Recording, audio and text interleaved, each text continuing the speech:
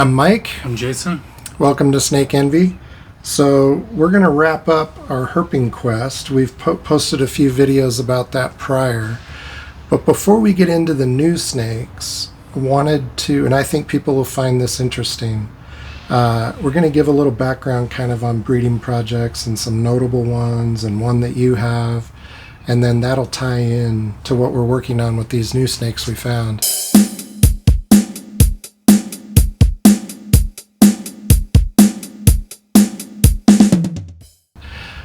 When we were in Pomona a few weeks ago, we had the opportunity to talk to two notable breeders. We talked to Mike at Isis Reptiles, and we talked to Bob Applegate. And Bob Applegate's a name most people are familiar with. The Applegate albino San Diego gopher, kind of in our circle, is the snake he's most known for. But what was interesting, Mike has a what he calls a white wall, but it's a white-sided speckled king. They were beautiful. But what was interesting is the story that they both told us about the origin of those projects was identical. So a wild snake shows up on someone's property. It's somebody who doesn't like snakes, doesn't care about snakes, but they have friends who do. So they reach out to somebody, say, "Hey, we've got a snake." They come get it. I think the snakes even changed hands a couple times. And then Mike and Bob eventually realized, hey, I've got something special. With Bob, it took a little longer because the gophers had to go through the color change. But Bob was saying, a couple years later, I look at this snake and the colors are starting to pop. And he's like, I've really got something here. So years later, those projects are completed, and now they're both popular projects. You have your own branded project, the Envy Snow. Tell us about the genetics of that snake first. What is an Envy Snow? So this is a snow grape basin. It is an albino and an anerythristic. It's not a typical anery. They hatch out silver, gray, black, those colors. But as they age, they muddy up. They turn kind of a chocolatey color, and whether it's a true anery or not, I don't know, but it is definitely a morph, and it makes a snow like this. And most snows in pits are usually white and lavender. This is orange. It hashed out pink and orange, but this will go through a transformation. This will turn like kind of a brick red with a yellow cream colored background as an adult. So it's very different than most snows, especially in pits. Now, did the Envy Snow originate with a wild snake, or was it something you lucked into? How did that project develop? It was on purpose. It was definitely, and there is patternless floating around in here too. I've never got a patternless snow. In fact, in 10 years, I've only got 3 snows to show for.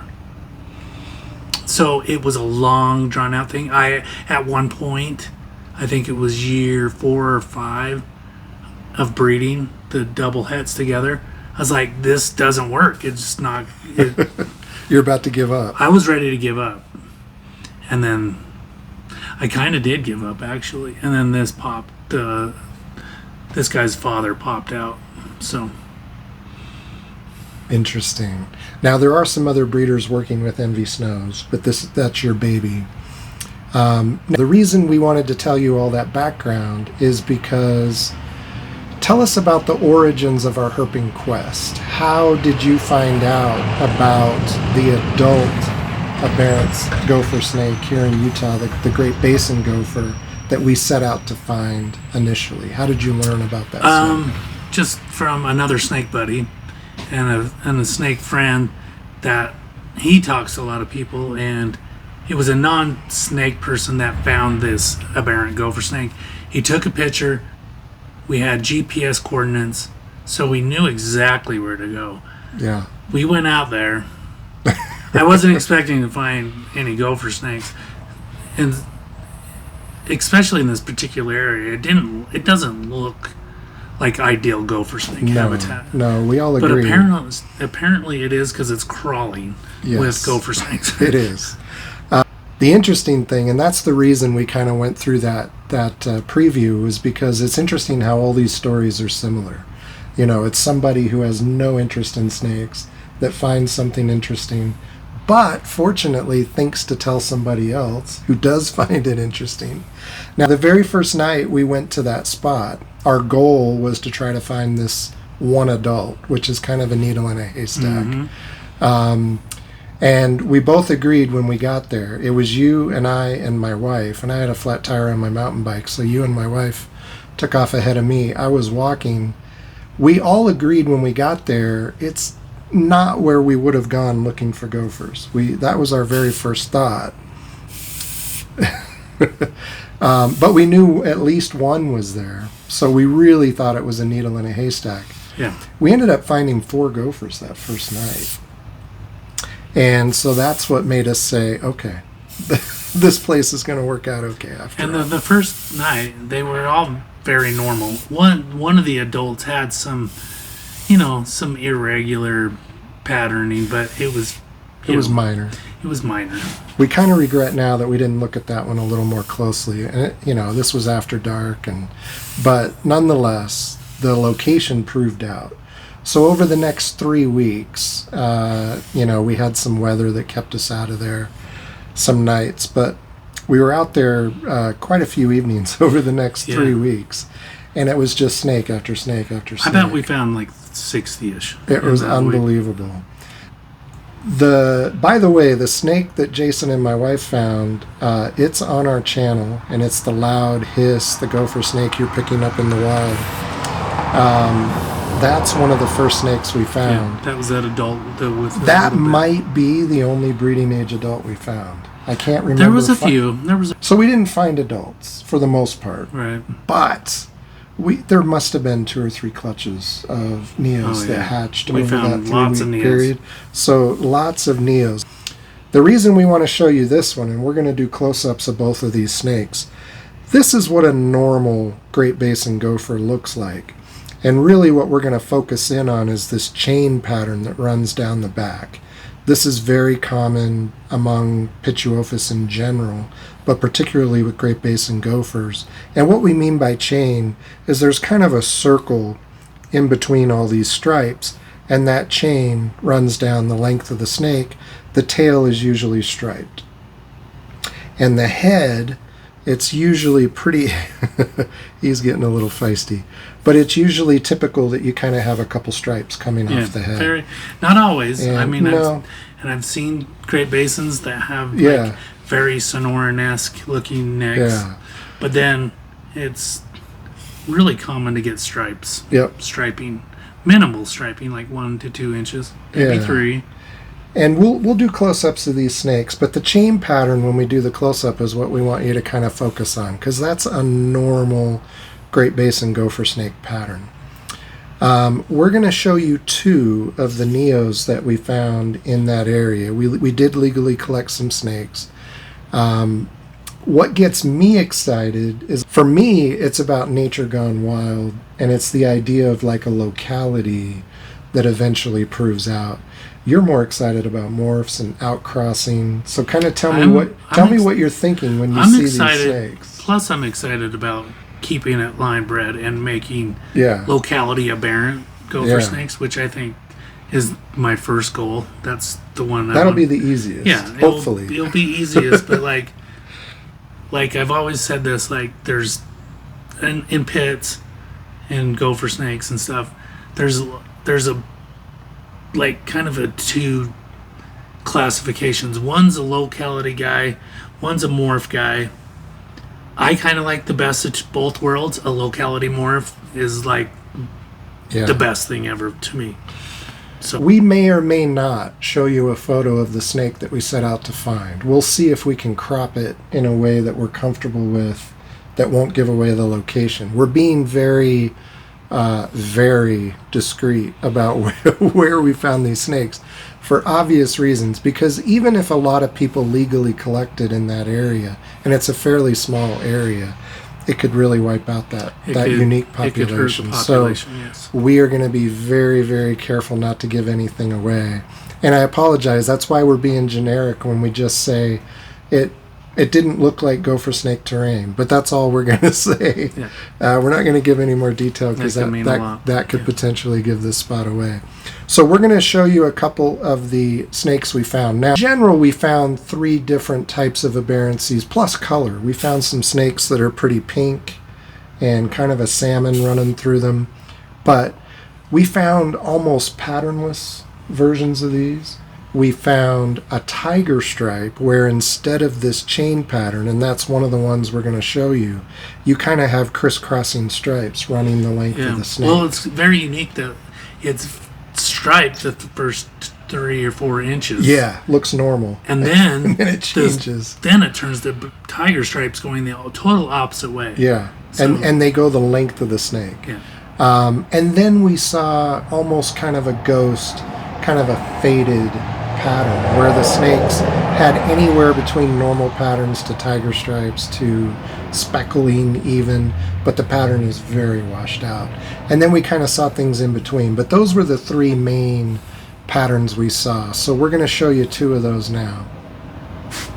So as I mentioned, we're going to get close-ups of these as well for you, but we want to show you 2 of the types of aberrancies that we found. So what Jason has, why don't you describe those tiger stripes for us? And this snake actually starts out with a good chain pattern for about 4 or 5 inches. Standard pattern, yeah. and that was notable on a lot of them. The upper half tended to be normal, not on all of them. Yep. Not like on that one. And then it kind of just fades out. There's a lot of flecking and speckling. And more of that tiger stripe instead of the chain. There's teeny little stripes that go across this lower body and tail. And on this one, this is where we get into a little more of a patternless look, where, again, it starts out normal, up just behind the head, and then pretty much that chain pattern just washes away. And this snake is almost, patternless. It's just speckled down the rest of the body. And then what's interesting about this one is a little more of that tiger striping picks up on the tail. So normally with Great Basins, you just kind of have clean stripes on the tail. This, you have more of that tiger stripe where they're coming in from both directions. So this particular one has a lot going on, but a very normal looking head and neck. And the color. Yeah. So on this particular snake, we've got some of that really good pink coloration coming through. Actually, both of these have pink too. Yeah, they both got it. We also found one snake that we both agreed might be the most beautiful of all the snakes we found. It was tiger stripe all the way down, good dark, clean tiger striping, but the color was very light. Almost blonde. Blonde is kind of a morph color in the Great Basins, and could be that snake is. We'll have to see. We'll have to see how the color changes. We'll see how they go. But it was very, very light. Just a tan instead of a brown. So we'll get you close-ups of these, but we just wanted to let you know that for this year, we're done with the quest, but we're really excited for spring, because in the spring there's a much better chance we're going to find adults coming out of brumation. They're going to want to be eating, they're going to want to be breeding, and so there's a much better chance we're going to find more of the adults. What's interesting for me is that if we find almost entirely normal adults, then that says what's going on here is pretty recent, that we might only be a couple generations in.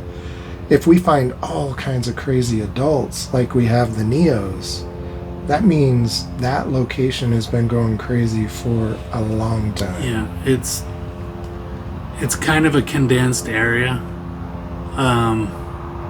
It's kind of a micro habitat, if you will. Yeah. And I'm sure there's some line breeding of their own going on in nature. Yeah. So yeah, this is gonna be a long thing. we'll try to set out to find some adults. But in the meantime, we're gonna grow these up, and it'll be probably 3 or 4 years before we see offspring from these. But that will tell us a lot too, knowing what comes out of these. And my suspicions is it's more of a line bred trait, not like a recessive trait. Just on the sheer number of aberrancies we've seen, it felt like 50-50 aberrants. It really did. There were times we felt like we were seeing more of those than normal. And there could be a super form. There could be. We don't know. There's so many questions to still find out, and we'll know more when we find adults. But if you had to guess, what do you think happened? Do you think a random male or female from another population made its way into this one and started breeding? Or do you think maybe two populations kind of got hemmed in this area and started interbreeding? If you had to guess, what do you think's going on? I'm guessing it's... I think that it's the animal's been condensed, and then that's what's happening.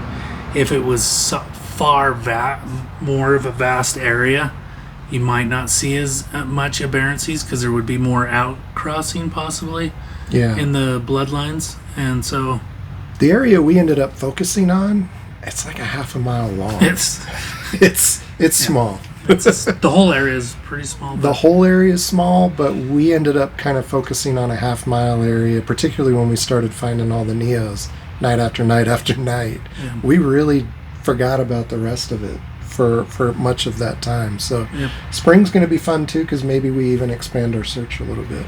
Yeah. But thank you.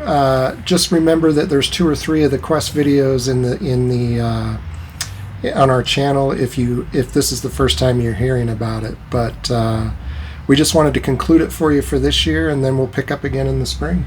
Thank you. Thanks.